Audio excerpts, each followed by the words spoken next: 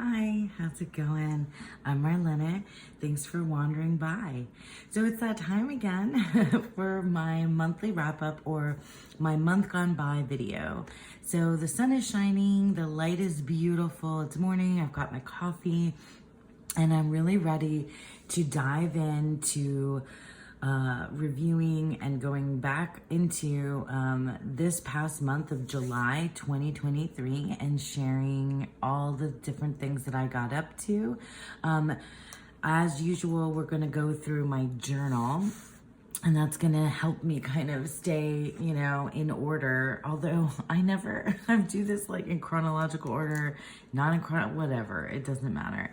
So this is the journal that I use, and this has, in the last, I wanna say few months, this type of journal has become like my absolute favorite. It's a Lecterm 1917 soft cover journal, and it is the B5 size. And then I have here two of my favorite types of pens that I write with, and this is the Uniball Premier 207. I just got the refills for it, and I love it because I have a death grip when I write, and it's nice and squishy. And then my other favorite pens are the Sarasa, the Zebra Sarasas, and this is from the Vintage pack. So I love all these types of colors, but gray is one of my favorites to write with. And then, yeah. So without further ado, let's just go ahead and get into it. So here we go, peek into my journal. I have been getting into the habit of just making my own calendar and putting, some important dates for the month.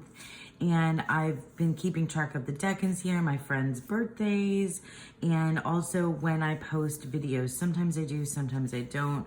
My daughter was on vacation, just things like that. And it's full on summer here where I am. Palm trees abound in my area. And yeah, so that's just my setup page. Then these next two pages, let's see, I can scooch over and show you this. So this is just where I list all the tarot and oracle decks that I worked with. And I'll be showing you those more in detail when I show you my different practices. And then I like to list down here at the bottom a few things that I do. So I've done this in a couple different ways, but mostly reading, watching, miscellaneous. Sometimes I have in the past noted if I, wrote any poetry and my own works and things. So I've been reading, and I'll put it up on the screen because I have it in an e-book version, A Walk Through the Forest of Souls, which is the Rachel Pollack book. I know lots and lots of us out here are reading that book. It's amazing. And I don't want to spoil it because I'm in Lisa Pepez's Unicorn Fam, and we are reading A Walk Through the Forest of Souls as part of our book club. So I'm also been talking to my friend Lennon about A Walk Through the Forest of Souls. We've been chatting about that book quite a bit as well. And yeah, it's amazing. Rachel Pollack is my tarot teacher. One of my, Mary Kay Greer and Rachel Pollack are two of my, and Angelus Arian are, the three of those women are like my tarot mentors, and they mean so much to me. I also started dipping in and out again of Kabbalistic Tarot by Robert, oh my gosh, why can't I remember the name? Robert, I want to say, I'm going to put it up on the screen, but it's Robert something. I keep wanting to say Robert Jordan, but that's the Wheel of Time author. Anyway, the Kabbalistic Tarot, great, wonderful resource for learning Kabbalah and associations with tarot. I've not even scratched the surface of that book. I go in and read a bit and then come back out and go back to it. Yeah, it's a good one. Some of the poetry books that I've been reading this past month of July. So I like to, every few months, go to the library and get, poetry books to read. And I wish I could collect more books. I wish I could buy more books. I just don't have the space for it. So this is Faithful and Virtuous Night, Louise Gluck. I'm not sure if I'm saying that, of the poems that stood out to me. And I really enjoy her work. And this one, Theory of Memory. I can read this to you real quick if you want to stick around for that. Long, long ago, before I was a tormented artist, afflicted with longing, yet incapable of forming durable attachments. Long before this, I was a glorious ruler, uniting all of a divided country. So I was told by the fortune teller who examined my palm. Great things, she said, are ahead of you, or perhaps behind you. It is difficult to be sure. And yet, she added, what is the difference? Right now, you are a child holding hands with a fortune teller. All the rest is hypothesis and dream. I thought that was just so good because of the fortune teller bit, and it really unites the past and the present and the future. And I love that. And I don't usually go for these kind of stream of consciousness, more lyrical poetry. I tend to get into more like extended metaphor or poems that are, I mean, I guess those can be lyrical as well, but like, I don't know, I tend to get into really I tend to get into poems that are very heavy with sensory imagery and also with extended metaphor. Those are like my absolute favorite pieces. And then this is the other one that like again, another kind of long, like more like narrative type poem, A Foreshortened Journey. This one was really good. I won't read this one to you, but these were the two that stood out to me from this book of Faithful and Virtuous Night, Louise Gluck. Ledger, Jane Hirschfeld. I'd never heard of, I'd heard of Louise Gluck before, but I'd not heard of Jane Hirschfeld, and I just picked it up at the library and I got into it. And like, I just like to spend, when I can, spend my mornings, drinking my coffee and reading poetry. So like, here's an example of an extended metaphor poem that I just, this is like the kind of stuff that I just like, it's so good. I'll read it to you. And for those of you that are just interested in when I get to my tarot and oracle practice, you can just go ahead and zip through this part. But this is for me and for you poetry lovers out there. All right, so vest. I put on again the vest of many pockets. It is easy to forget which holds the reading glasses, which the small pen, which the house keys, the compass and whistle, the passport. To forget at last for weeks, even the pocket holding the day of digging a place for my sister's ashes. The one holding the day where someone will soon enough put my own. To misplace the pocket of touching the walls at Auschwitz would seem impossible. It is not. To misplace for a decade the pocket of tears.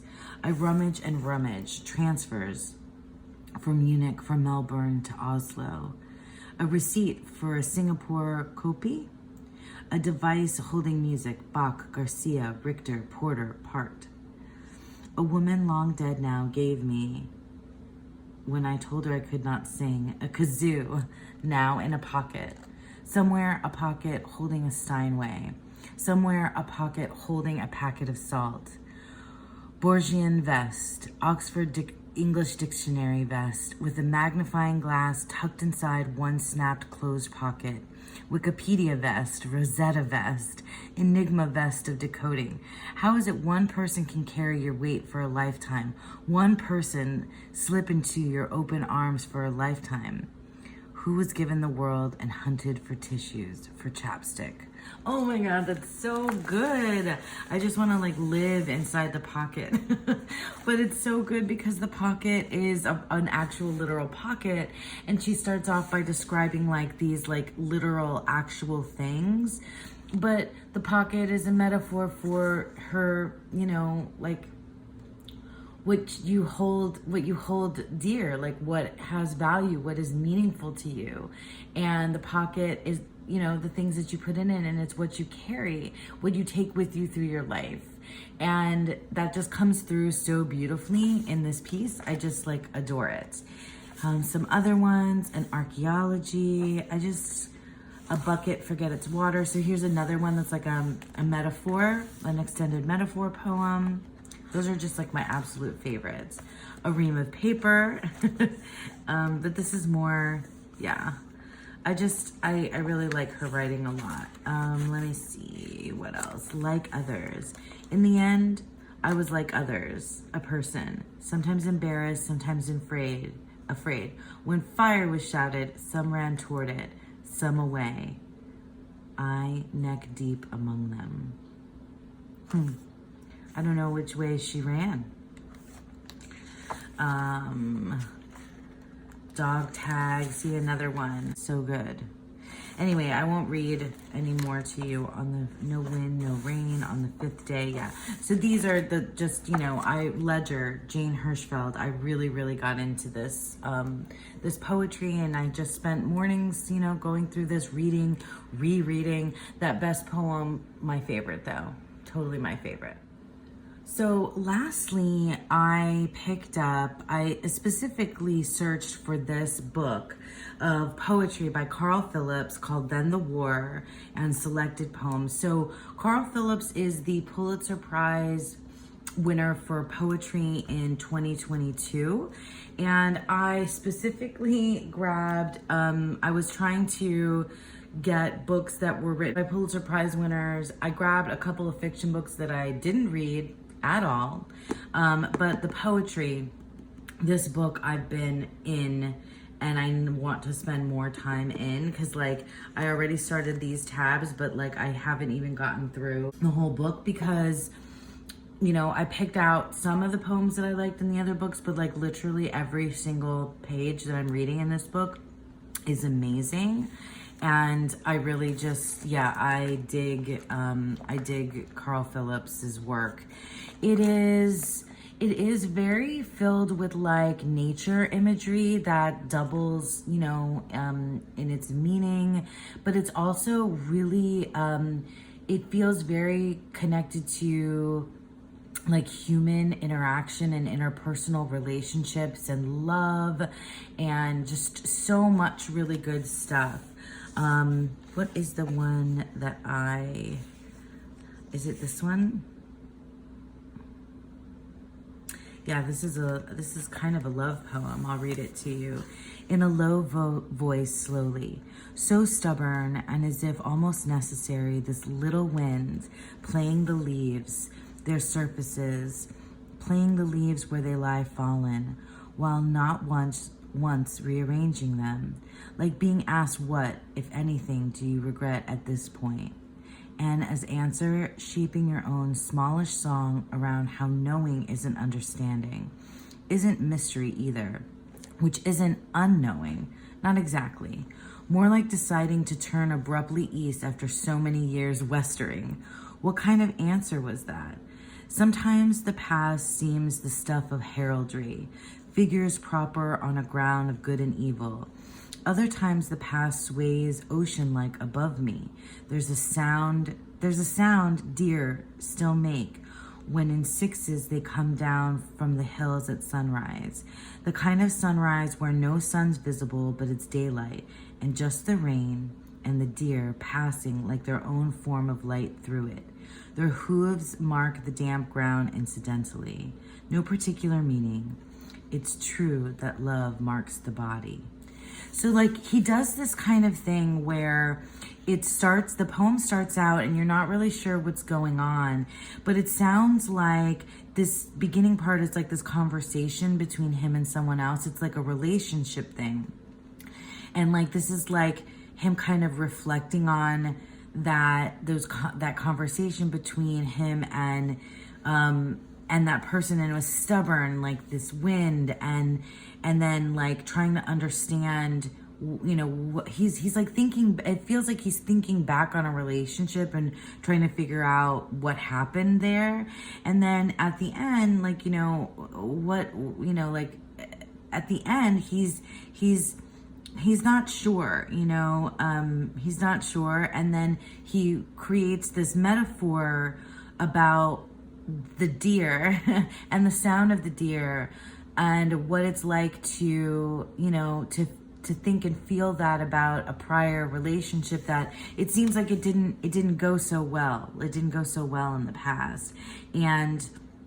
But it marked him, and it left him, and it like sealed, you know, that feeling that I don't know, and it seems like, you know, when he talks about the deer, that it was like something fleeting, you know. Anyway, he's so good. He's just so good. Sing a Darkness is another one that I really liked. I won't read every single poem. While Night Still Keeps Us. Oh, this one is so good too. God, I want to just read them all. I'm sorry. Those of you that love poetry, you can stay here. And those of you that don't, I'm sorry. While Night Still Keeps Us. Finally, if we're very lucky, we get to see affection for what it's always been. Most likely, love's truest season. The stars receive unto themselves again the rogue star that sex, believing itself to be king for a time, really was, and gift it with the steadier, more reliable crown of context. Words like rescue and tenderness and forever and don't go, flightless now, swim in circles, the lake of drama they only used to appreciate for what they could see in it of their own reflections. Too late, of course, they know better now. They can see the shore, but cannot reach it.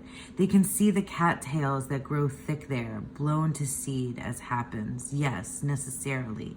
And just beyond the cattails, rioting as usual in banks of color, the flowering shrub called oleander, each part of it poisonous, but most especially the smoke that, like an unexpected second bloom, the plant indifferently releases when set on fire. It's like, again, this feels very much like a relationship poem, talking about like affection versus sex. And then, you know, these words feel like the words that he said to this lover or partner. And now it's like those words become this metaphor, those feelings, or that like idea between like what was affection, what was love, what was sex, and it feels like this is like the beginning of a relationship, and then he, you know, it's too late, and now the words are gone, and it feels like the relationship is over, and now he turns again to this like nature image, this image of nature, these cattails and the you know, the oleander, and it's being poisonous, and it's like this metaphor here at the end. That's what I think is going on in this poem, and it's so good. He's just wonderful that way, when he takes something that's like feels like real life, and then like kind of makes this song about it, and then like wraps it up with this like image in nature, and it's like this metaphor, and you go out on that note. So it's just beautiful. So can't recommend all of these poetry books enough. Carl Phillips, Then the War. We'll talk about what I've been watching this past month, and like I mean I said at the beginning, these are typically, did I say at the beginning, like buckle in, because these are really long. These are really long videos, and I have not even gotten to my tarot and oracle stuff. So what I was watching, okay, I watched a couple of really amazing documentaries, and I was feeling, I guess, nostalgic for the 80s and my childhood recently. So there's a documentary on Arnold Schwarzenegger. I don't remember what it's called, but I'm gonna put it up here, and it was just awesome. I'm a big Terminator fan. Was, you know, I mean, like if you grew up in the 80s, like Arnold Schwarzenegger, you know, is part of your life. So it just is. And just learning about him and how he, like it was, and he, you know, he narrated most of the documentary. So it was really good. Another documentary that I watched, I get into documentaries when I'm like in between shows. I like to stand up, I like documentaries. Anyway, the other documentary that I got into is another 80s documentary, and it was about Wham, the group Wham, George Michael, and now I'm not gonna be able to remember the name of the other guy in the band. That's horrible. I've always was a huge George Michael fan and like loved him so much. More George Michael than Wham, but I really wanted to watch Wham the documentary about it, just to learn more about George Michael and how that, how everything happened. And it was so good, so nostalgic, just amazing. So I recommend that one. And then I was into my daughter and I, because it's summer, we've been like at the pool or just watching movies. When it's raining, we're watching movies. When it's sunny, we're out at the pool. And so we watched The Truman Show, which is a great movie, and I hadn't seen it in years, and I showed it to my daughter and she really loved it. We watched Legally Blonde, which is a fabulous movie as well, and I haven't also seen it in years and years. I'm just like having such a fun time like showing movies to my daughter for the first time. And for those of you that have children and know what that's like, when you get to show, when they get to a certain age and you can show them more and more movies, like if you're into movies. Anyway, so Legally Blonde, like, it's a classic, totally amazing. And then we also watched as a family. So those two I watched, just me and my daughter, but then Sean and Rory and I, my partner and my daughter and I, we all watched we're not finished yet though. We've been watching the Alien series, the franchise. And we're on Alien 3. Like, we can't watch one movie all in one shot, really. Sometimes we do, but most of the time we have to like watch movies in like chunks and pieces. Anyway, so we're on Alien 3 now, the prison one. So good. I've started now at the end of the month of July. This is just my own thing. I decided that I was going to do a Star Trek-a-thon, and I posted about this, I think, on Instagram. And I'm going through the entire because I watched the Star Trek documentary. Sorry, I was talking about documentaries and I didn't mention this. I started with the Star Trek documentary. It's called From the Center Seat, and I'll put a picture of it as well. From the Center Seat. So that inspired me. I watched that whole documentary about 55 years of Star Trek, and I decided, because I'm a Trekkie and a total geek, that what I was gonna do, watch the entirety of Star Trek in chronological order. I am currently so the first one to start with, and I found a website that like puts it all in order for me, because like I don't know the order. I'm just, So I started with the first series to start with is Enterprise, the one with Captain Archer, and the very first Starship Enterprise.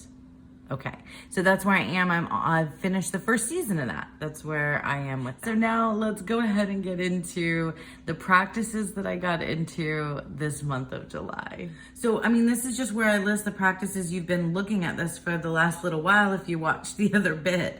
But I've started a monthly practice of my Muse, which is where I use the Divine Muses Tarot, and I'll show you that in a minute. The Weekly Wisdom is a weekly practice that I'll show you. These are the ones these first three are things that I've made up to do for myself. And daily draws, a lot of us engage in that type of practice.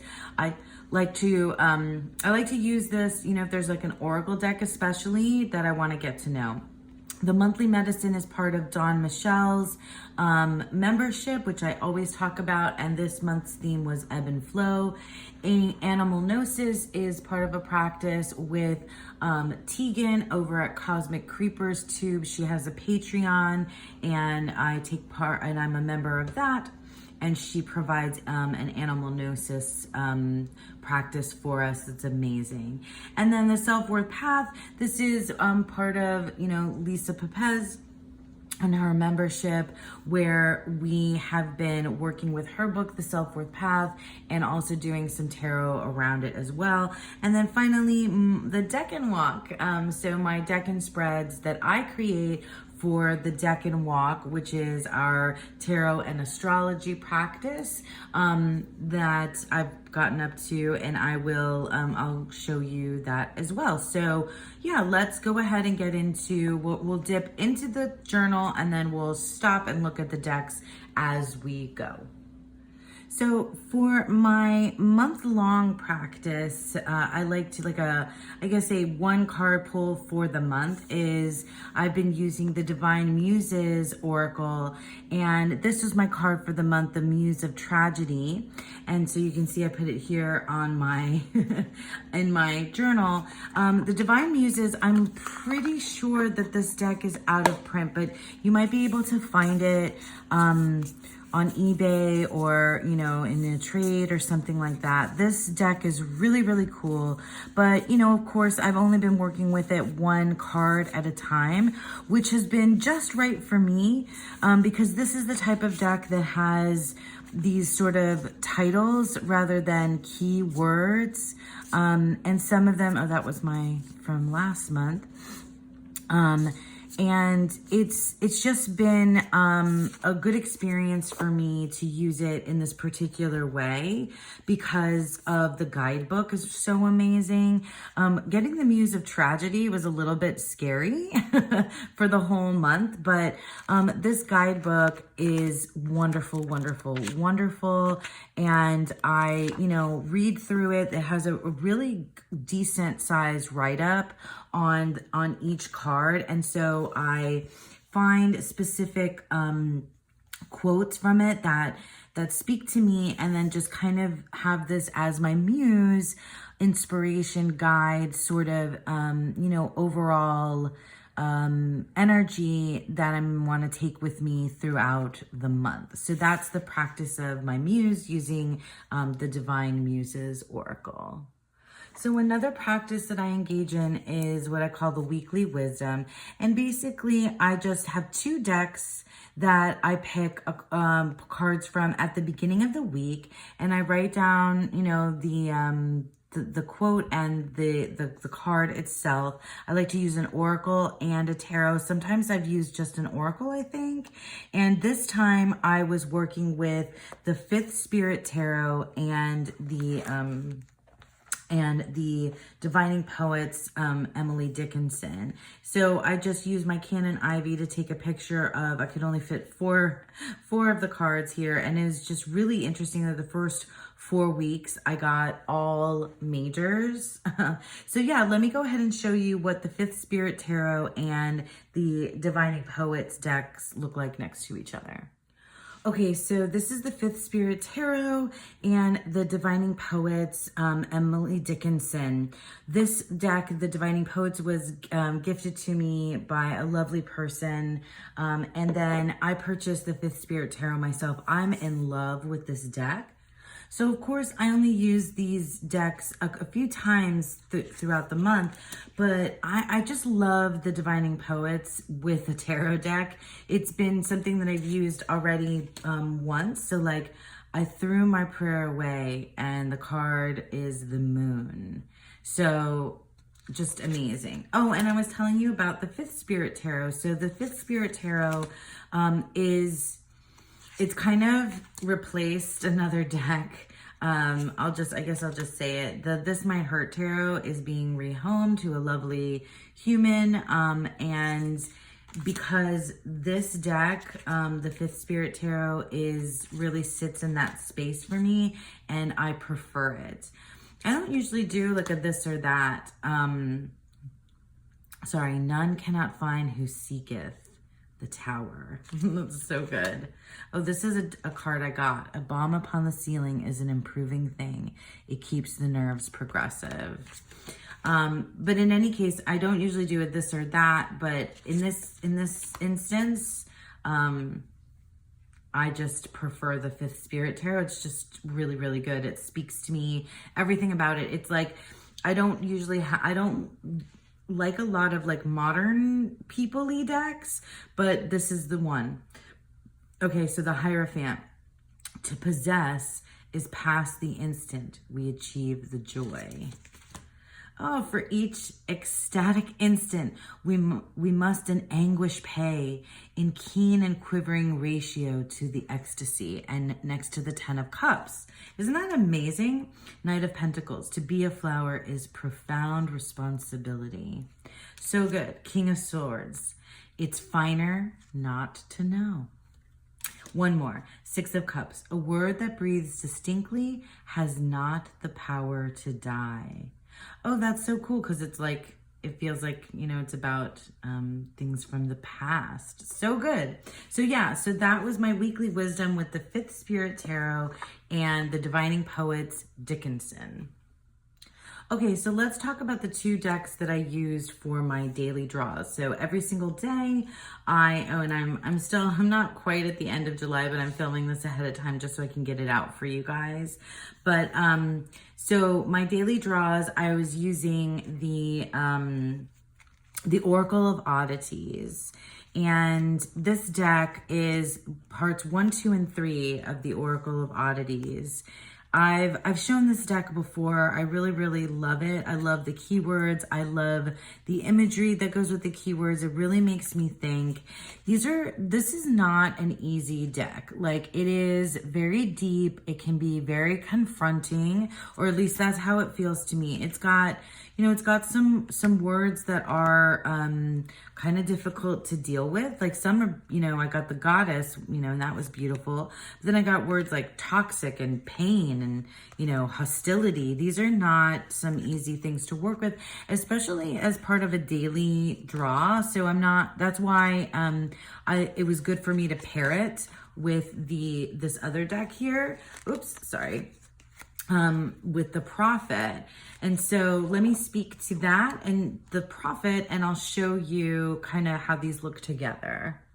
So the Prophet Oracle was given to me by a good friend of mine, and this is the type of deck. It's an Oracle deck with beautiful, paintings, and also it has excerpts from this Book of Wisdom by Khalil Gibran, the Prophet, and so this is the type of oracle that the messages are just like in the book, and I read it, where it's like like philosophical teachings, and it's simple but profound, kind of like anything, and it does read a little bit like like religious in a way, but it's a prophet speaking, words of wisdom, basically.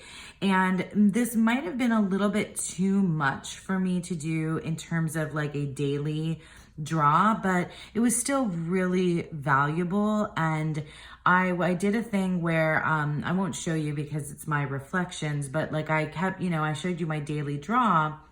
And then what I did is I went back, or every day I reflected upon the last, the message from the day before, and kind of noted the things that happened. So we have divinity. Only when you are empty are you at standstill and balanced. So these are the types of things that take you going through your day and then reflecting upon the next day, right? So this is I'm not going to be able to pronounce that, but that's one of the chakras, which I don't know. So whenever I did pull a couple of chakra cards, so I had to look them up and kind of, learn surface level at least about it. No sunrise finds us where sunset left us, so that's about moving on, things like that. And knowledge, exalt your reason to the height of passion. Oh, that's interesting. So, every day I would pull a card from the Oracle of Oddities, and it's, some of these were tough. And then this is more like ethereal and philosophical and wise, it felt like the messages from a wise, person that kind of understands what life really is all about. It felt like divine. And it's a lot to take in, one day at a time.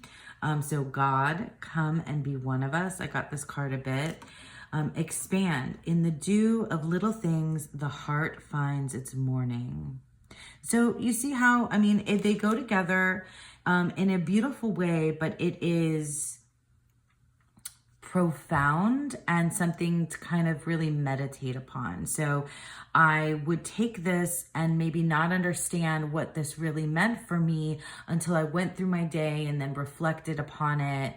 And it's really more like, it was more in like the idea space than in any kind of real, or I mean, it did affect my like day-to-day life, but it was really more about musings and things that I was thinking about, and kind of, you know, my like spirit really, you know, is what was affected by these, by this month's daily draw. So just a couple more. Separation, love is sufficient unto love. Beautiful, right? One more here. Fire, take with you your all. Beautiful, right? And you can always go into the guidebook to find, you know, exactly where that particular quote came from and to read more about it. And it's just, I mean, it's really good. I will definitely be using this Prophet Oracle. I will definitely be using this Prophet Oracle again, maybe not daily, but we'll see. It's definitely valuable. It gives me, it's really like a spiritually enhancing, kind of deck. The Prophets Oracle, and then this is the Oracle of Oddities. So over here we have my month ahead reading, which I've been doing for the last few months. This is, I cut out from my Stacey DeMarco Lunar Diary calendar. And I create a 9-card spread with these particular words. So from the questions I get create, experience, manifest, and then that's the first line, and then important, joy, and devotion is the second row of cards, and then the third row of cards is ideas, musings, and actions. And so typically I like to use tarot, and then Oracle, and then Tarot. And I used the Mother Tarot, the Sacred Destiny Oracle, and the Light Seers Tarot. And I'll show you what that looks like. So yeah, this is a deck family that you're gonna see again in my in this monthly wrap up. But let me just show you my, you know, my month ahead reading, and or how I lay out the cards and not my specific month ahead reading. So with the Light Seers Tarot, the Sacred Destiny Oracle, and the Mother Tarot, so you can see just how beautifully these decks work together. So I want to make sure I can fit everybody on the screen.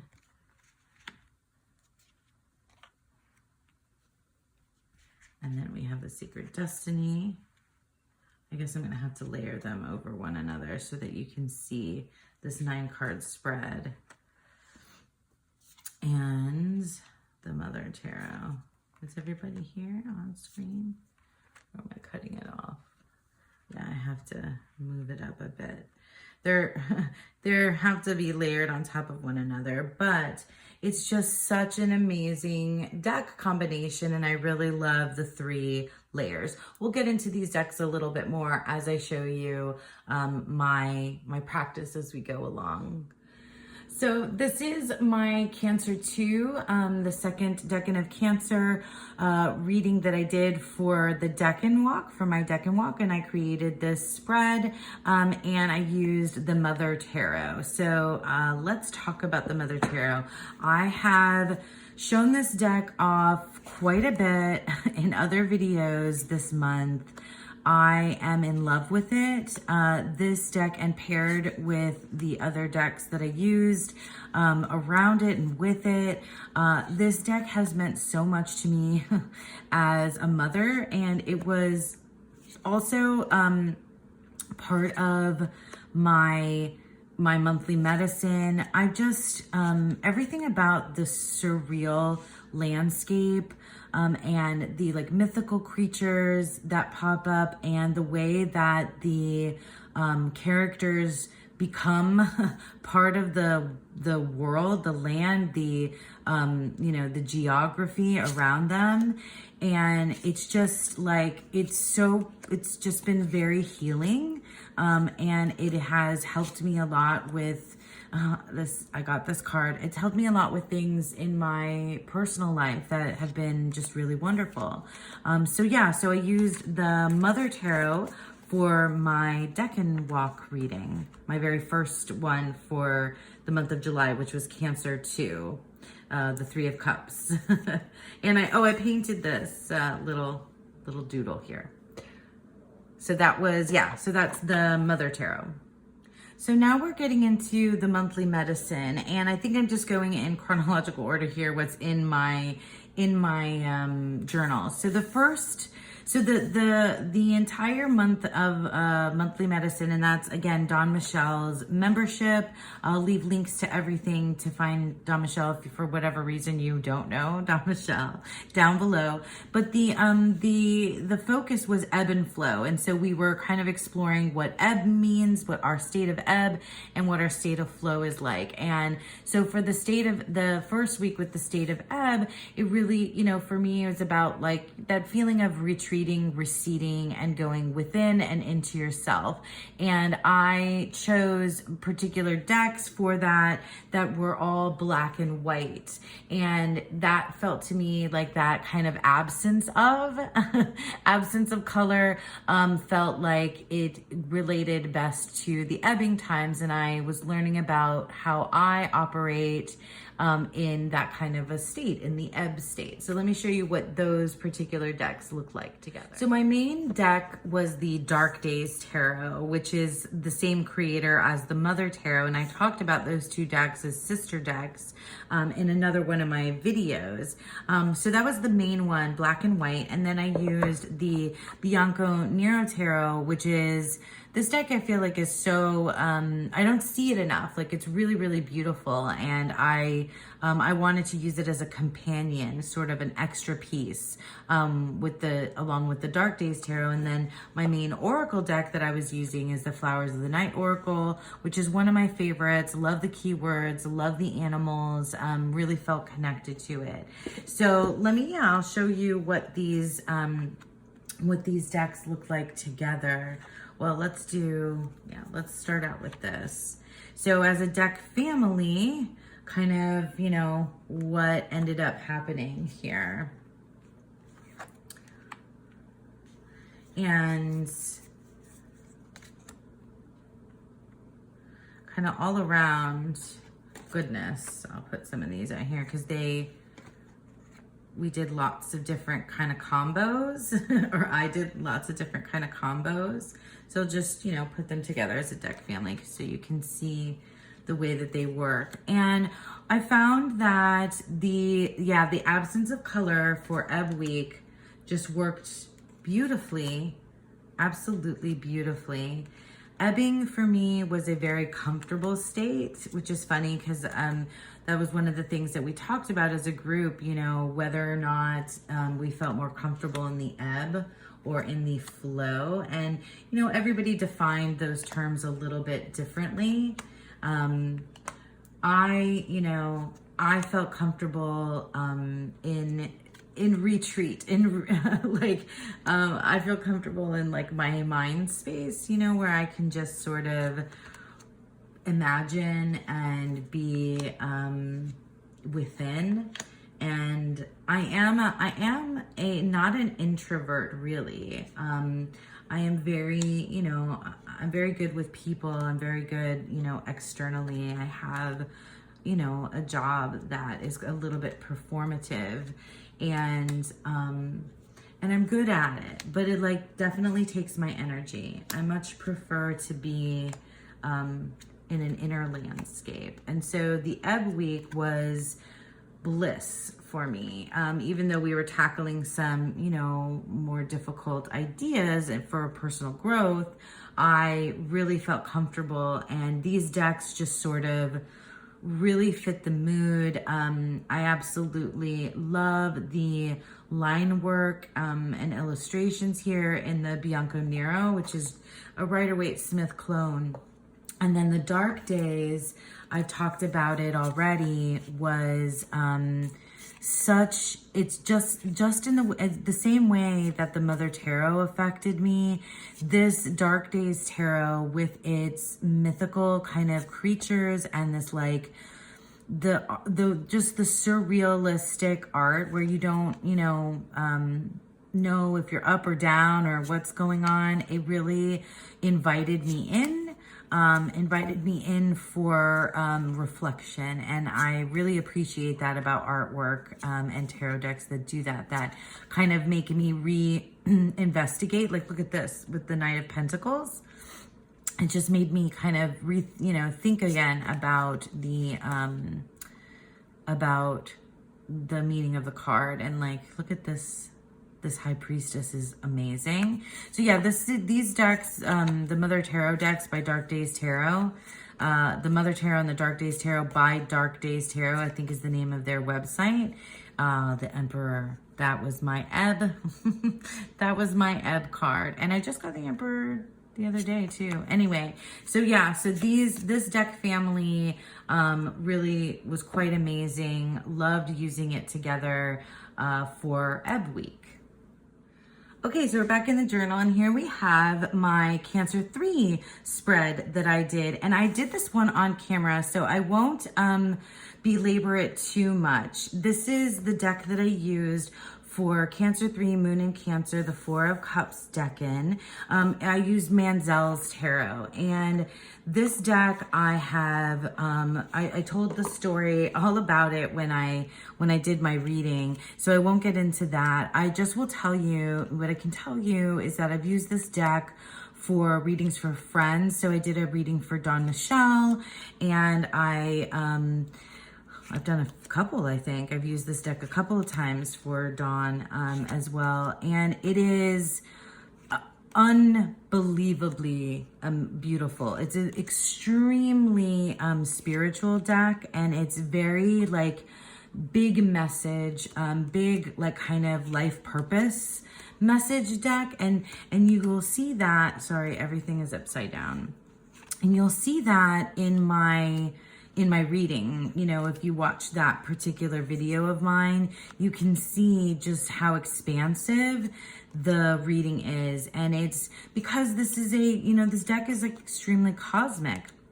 Manzel Bowman is the creator, and it is, it's got this fantasy world vibe, Afrofuturism. Gosh, just Queen of Cups like gets me every single time. And it's stunning. This is the first version I know now. This is the first version of Manzel's Tarot. There are a couple of others. And I cannot, this is very likely going to be at the top of my list if I ever do any top, 10 or whatever lists from now on. This deck just bowls me over. It really just bowls me over. It's stunning. It's beautiful. These are the backs. It has the gilding that I love. So yeah, so that is, that's Manzel's Tarot in my Cancer 3 reading. Okay, so back to the monthly medicine, and now we are in flow week. So we did Ebb week, and now we did a whole week dedicated to the Ebb state, then we did a whole week dedicated to the flow state. And I had to say that I very much loved the Ebb state more than the flow state. It turned out, and I'll show you the decks that I use, it turned out for me that the flow state had more to do with like my outer world, where it was like work and family and responsibilities and obligation, and it was very pentacles heavy. And it just, my flow state is me, like, in the work, in the Monday, everyday life. Whereas I felt like my Ebb state was me really being able to sink into my imagination, my head, and like, play there. Ebb felt more like play than flow did to me. And that's just how it ended up being defined for me. So I used the Mother Tarot and the Sacred Destiny Oracle and the Light Seers Tarot for this particular week. So let me show you that deck family together. I showed you already with my month ahead spread, but now we'll look at it in a different configuration. So I told you already about the Mother Tarot and how I worked with, how I've worked with that deck this month and how much it's meant to me. Oh, let's do the Sacred Destiny in the middle. Hang on a second. Because that really was more like the thing here. And then like on the outside, kind of, we have here the Light Seers, which is a workhorse deck you know, the Light Seers Tarot. And then this is, did I show the boxes already? This is the Sacred Destiny Oracle. Love the Sacred Destiny Oracle. Love the landscape. I can really just like path work in there. Same sort of vibe, you know, with the Mother Tarot that invites you in. And then the Light Seers is just, you know, one of those workhorse types of decks that feels very summery to me, and feels very bright. And like I picked these, you know, I picked these decks specifically to be to kind of invite that you know, that flow state, right, which is that kind of movement outwards, that, you know, very productive, creative type space. And yeah, I mean, what can I say? The Light Seers Tarot is a go-to, I mean, for so many people, and rightly so. And like I said, the Mother Tarot gave it really that sort of very personal feel, that felt like, it felt like, you know, family. And together, these were very magical. They very much spoke. Look at those 8s on the outer side. So yeah, with all of these colors, all of this vibrancy, but they really packed a punch in terms of like what came out for me was a lot of very, very grounded, very pentacles, lots of, you know, lots of those ideas is what came up for me. The King, I believe the King of Pentacles was my main card that I worked with throughout the week of flow. See how pretty? And very summery, even though I have a snow card up there. Here, look at these, the panther or jaguar or whatever it may be. So yeah, so with my flow week, these bright, colorful decks were a big part of kind of tapping into that, that state for me. And it felt, yeah, very, very, very grounded, very earthy, very much about my day-to-day life. It was my flow state. Okay, sorry about having to cover up so much, but like a lot of my journal, I do show a lot of my journal to you, like the setup of the spreads, but then like I don't show you like where I write typically on the back of, you know, the next few pages. I don't show you is where I do all of my writing about my tarot spreads plus other things. So I did a spread that my beautiful friend Rumor at Rumor Haven created, which was the Inner Child Outer Adult spread. And for me, it was really, really deep and meaningful and profound and necessary. Definitely something necessary. So I will link Rumor's video down below if you want to try out that particular spread. And it just so happened that it just was synchronicity, you know, just beautiful synchronicity that she created it and put the video out at a time where I absolutely needed it. And so these are the decks that I use, the Chicoli Tarot, the Klimt Tarot, the Wisdom of the Shadow, and the Wisdom of the Divine Feminine. So let me put those out here and show you what that deck family looks like together as well. So I chose the Nicoletta Ciccoli Tarot as the Inner Child, which, I mean, for many of us that makes sense. And this is also more of a, I think this is the same deck that Rumor used as well. For many of us, it's a inner child, but also like a very healing, this, you know, very kind of shadowy inner child though for me.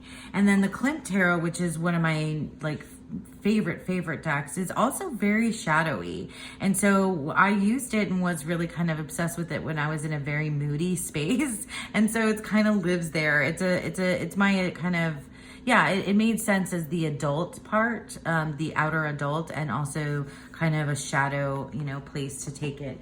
And then I use the oracles that I used are the Wisdom of the Shadow and the Wisdom of the Divine Feminine. And I use the Wisdom of the Divine Feminine on the top layer with the inner child, and I use the wisdom of the shadow. These are indie decks. As always, you guys, I'll leave links to everything down below. And I use the wisdom of the shadow for the outer adult piece down below. And these for me are sister decks. I didn't show them off in my sister deck video, but anyway, they're sister decks and they go together. They speak to one another.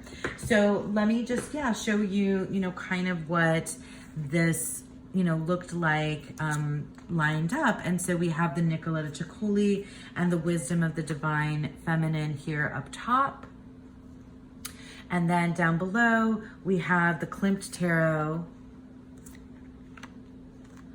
and the Wisdom of the Shadow as a deck family. So harmony, dependency. So really good, like this is just, I don't know. I love the contrast here, and these decks are for exploration for sure. It's not the type of, and this is definitely not the type of reading that's like a just, that you can do quickly, or at least not for me. That's not how it worked. It was not a very quick type of reading. I spent some time with it. I journaled about it quite a bit, and passion and truth. So let me just put down a few more cards so you can see kind of how this all looks together. And like I said, I'll definitely link Rumor's spread, or just Rumor's video where she goes into the spread down below. And so here we have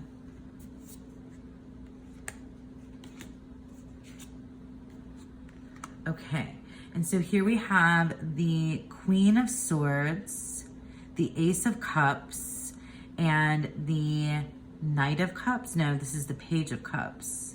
Wow, with intuition. And below we have the Queen of Swords. Ooh, the Queen of Swords again. And the Three of Cups, and the Nine of Cups, and expectations. Oh, wow, this is a very... Wow, 2 Queen of Swords. I love it when that type of thing happens. So yeah, so these are the decks that I used for Rumor's amazing Inner Child, Outer Adult spread, the Nicoletta Ciccoli Tarot, the Klimt Tarot, and then these 2 sister decks of the Wisdom of the Divine Feminine and the Wisdom of the Shadow. Oh my God, you guys, I refilled my coffee because this is such a long video. Anyway, I'm almost done though. And I thought that I had not gone as crazy and used that as many decks this month as I did last month, but clearly I cannot be stopped. Anyway, this is the Walking the Self-Worth Path spread we did with Lisa Pepez and her membership, the Unicorn Fam. This has been a wonderful practice reading Lisa's book, the Self-Worth Path, which I've been putting up every single month. And then she has a live stream where we get to talk about the chapter that we read and the topic. And then also we do a tarot spread, and we've started now doing the readings together, and everybody sharing the cards that they get. And it's been wonderful. And for this particular spread, I used the Muse Tarot. So let's walk through the Muse Tarot really quickly and talk about it. So this is the Muse Tarot. It's been around for quite some time. It's a Chris Ann deck. It's a collage deck. Here are the backs. I think I used this one recently, right? In the pendulum spread that I did, the video that I did. This is such a good deck. And I love it, and I use it all the time. This is one of those decks that I grab at night and do readings before bedtime. I grab it often. I like this deck as well in the summer. And I don't know, I feel like I had some back and forth with this deck when I first got it, where I wasn't sure if it was for me, if these characters were too young, or if it was something that I couldn't connect to. But like, there's so much going on here symbolically that is unexpected, and it just sort of makes you wonder and wander. And that's why I like it. And it's kind of empowering. I was debating between using this deck and the Serpent Fire Tarot, and I chose this one instead. I should probably do like a side-by-side of those 2 decks. of the Muse and the Serpent Fire and see kind of, you know, how they match up. But this is a very empowering deck and perfect for the self-worth path. I don't know if I'll use it every single time for our particular readings. Oh, there's these are the cards that I pulled for one of the readings that I did on camera for the pendulum spread, because I haven't shuffled it since then. I do need to edge this deck. What do you think? Pink or green? Pink, probably. Maybe purple. There's a little bit of purple in there. Anyway, so yeah, I love this deck. I can't talk enough about the Muse Tarot. Most of you probably know it because it's been out for a while, but very, very good, worthwhile deck, the Muse Tarot.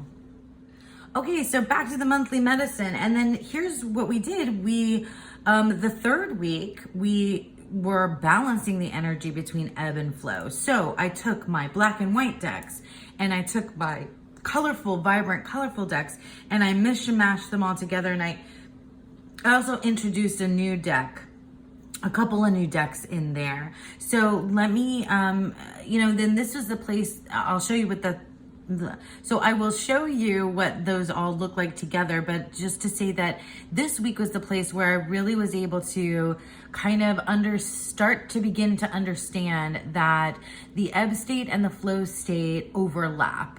They overlap, or they're not necessarily compartmentalized, or they don't need to be compartmentalized in my mind. They're all, these states, my states of being are all part of me. And I began to understand this here because I was really against the flow state and really into the ebb state, which, I defined for myself as retreating and imagination versus like hustle and outer world stuff. And yeah, so let me show you what these deck families kind of look like together. So here in the Balancing the Energy of the Ebb and Flow week, I chose the Naked Heart Tarot, and I used this deck again in the following week, but I chose this deck because it has, it brought together the two, like the black and white, but also the pops of color from the, like I was using the Mother Tarot, right? So here we have the Mother Tarot on one side as the flow, and also this deck, the Language of the Flowers, the Sharon Lynn Darcy, which I talked about in my sister decks as well. Here on this side, we have the flow with all the color. And then on the other side, we have the Dark Days Tarot, which was my ebb. And so I had that over here, and then the Flowers of the Night Oracle by Sharon Lynn Darcy. So those were the sisters, kind of like this, the way that this worked in different configurations. But here you can see kind of the whole feeling of everything together. And so, like I said, in the center we have the Naked Heart, and then the Mother Tarot and the Dark Days Tarot on either side. Kind of giving that contrast, those sister decks. And this is where I kind of got that idea for the, the sister deck. And then here we have the Language of the Flowers and the Flowers of the Night. So you see like the contrast. I don't know if it really like looks that beautiful together, but but thematically it really worked for me. And I've been showing you these decks kind of over and over here, but you see, like, for me, this is what brought these sort of energies together. The black and whites here, and then the color and the flow over on this side. Oh, I definitely got the World card. It was really beautiful. So that week, the Balancing the Energy of these two, this is what made sense to me, to kind of bring these sister decks together and then have this Naked Heart Tarot as kind of the bridge between those two ideas. And like I said, that's how I was sort of kind of getting an understanding of how these two different states move within me. And so here is the last week of the monthly medicine, currents of change. So where we went from the Balancing the Energy, the ebb and flow, then we now it was like we, you know, kind of understanding their separate parts and pieces and then starting to integrate them. And then finally for me, this week was about integrating those two states of being, those two concepts, and what that means for me with my inner, like, you know, in my inner life and outer life, and how to kind of merge those two things. And so this is my, you know, my journal. And then I used exclusively the Naked Heart Tarot for this week. So here, yeah, that's the box for the Naked Heart Tarot. And like I've already mentioned, so these are the backs. Like I've already mentioned about this deck, the reason why I chose it is because I had black and white decks, and then I had these vibrantly colored decks, and this felt like very much like a merging of those two. And you know me, I love a metaphor. I love a symbol. I love like doing something literally that also, you know, means something figuratively. That's my jam. And so, yeah, I exclusively used this particular deck. I didn't pull that many cards from it. So while I use a lot of decks, I don't use a lot of cards from the same deck, unless I've really been working with that deck kind of like every day, every night, you know, for other things. And for the most part, the decks that I show you are the ones that are involved in these very specific kind of more structured practices. And the things that I do, you know, these are also one-off spreads that I used as well. But anyway, back to the Naked Heart Tarot. This deck is beautiful. It's an animal, nature-focused deck. Look at this Hermit card, amazing. I absolutely love this deck, and I sat on getting it for quite some time, and I'm really glad that I have it. I'm glad that I used it for this like merger of the ebb and flow week. It really spoke to me. It really kind of helped me with these like animal guide friends. It really helped me kind of put those pieces together. So I really enjoyed it. So yeah, so that's the Naked Heart Tarot. Okay, so one of the last things to talk about is my animal gnosis practice. That is from Tegan Cosmic Creepers Patreon. I'm covering up her spread because I don't want to give away her work. But I have a picture here of the beavers, because beaver was the animal that we worked with for the month of July. And it was just fabulous. We talked a lot about beaver. I tend to, as soon as I know what the animal is going to be for the month, run to my decks and see if because I have lots of animal decks, if you have not noticed, and find that particular animal amongst the cards. And this time I could not find beaver in any of my oracle decks, but beaver showed up in a lot of different tarot decks. And it was really interesting because beaver showed up as different cards. So here's beaver as the 10 of Wands. I also found beaver as the the 9 of Pentacles, the King of Cups, and the 5 of Wands, which I thought was really interesting. So for the animal gnosis this month, Tegan provided a spread that we did.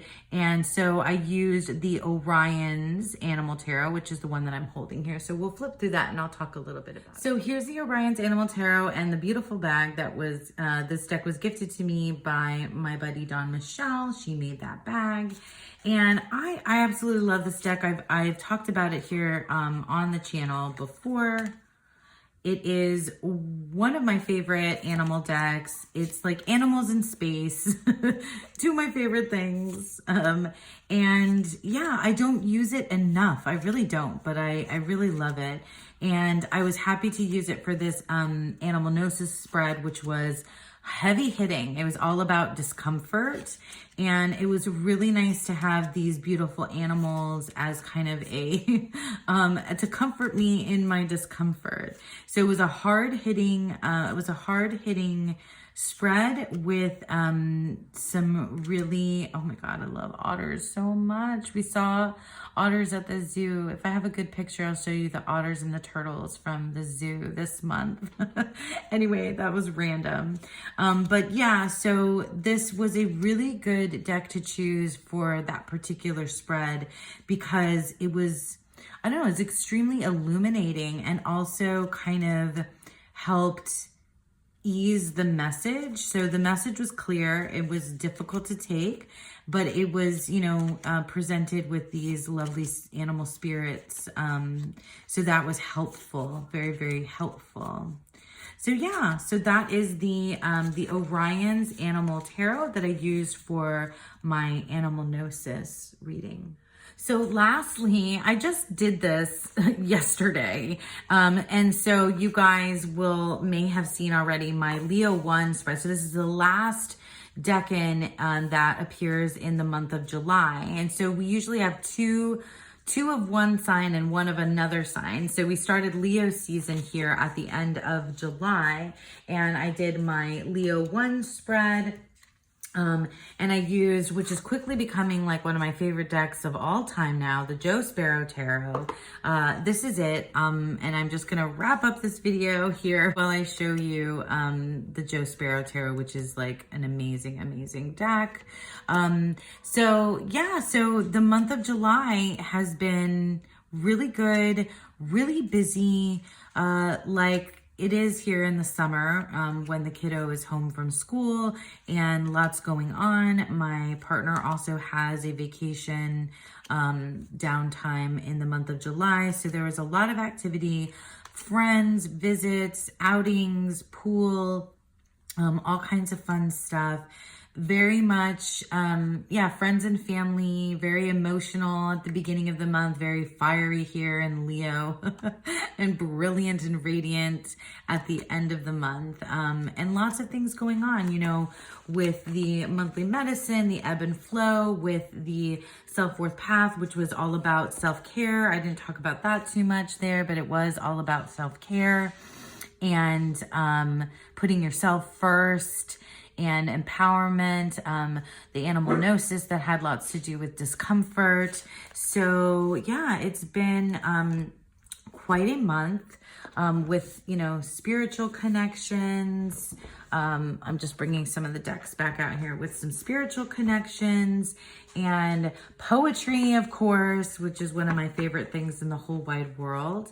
And yeah, that's it, you guys. That is my month gone by for the month of July 2023. Thank you so much to those of you that have stuck with me through this whole entire long video. I appreciate you, and I hope you enjoyed that, and I hope that you all have a beautiful, wonderful day.